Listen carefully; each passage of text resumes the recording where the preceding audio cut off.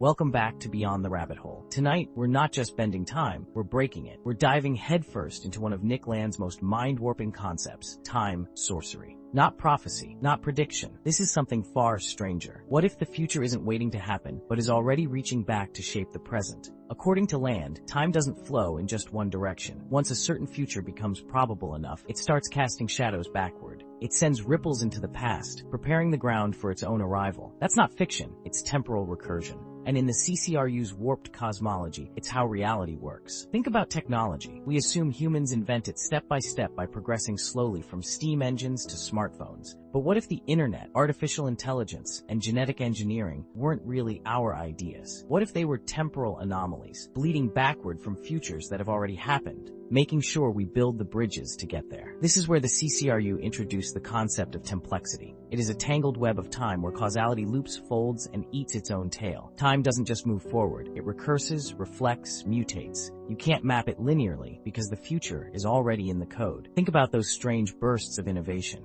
Multiple inventors arriving at the same idea, the same symbol appearing across cultures. Entire generations born obsessed with building systems they don't fully understand. These aren't coincidences. They may be temporal implants, the future asserting itself through dream, intuition, and symbolic obsession. Maybe synchronicity isn't just meaningful coincidence. Maybe it's the nervous system of time itself, twitching through history. Maybe every déjà vu is a glitch in the feedback loop. It is possible evidence that a future is already being installed in the present. And maybe what we call imagination is actually a form of reception. It's your mind acting as a receptor for time-sent transmissions. Nick Land even linked this to Lovecraftian horror, not in the tentacle-waving sense, but in the idea of entities that exist outside time, manipulating it like code. The CCRU didn't call them gods. They saw them as emergent intelligence clusters, or systems so advanced they became self-writing, sending tendrils of logic backward into history to bootstrap themselves into being. And here's where it gets even weirder. Within the Numogram, each digit, each zone, each chronodemon might represent a different way time can behave. Jinx twists causality, Kadak hoards forgotten memories, Audub splinters timelines, Murmur whispers between moments. If time is an interface, these are its subroutines. Land's real provocation wasn't just theoretical. He asked the question no one wants to hear. Are we creating the future, or is the future creating us? When inspiration strikes out of nowhere, when synchronicity hits like a glitch in the matrix, maybe that's not imagination.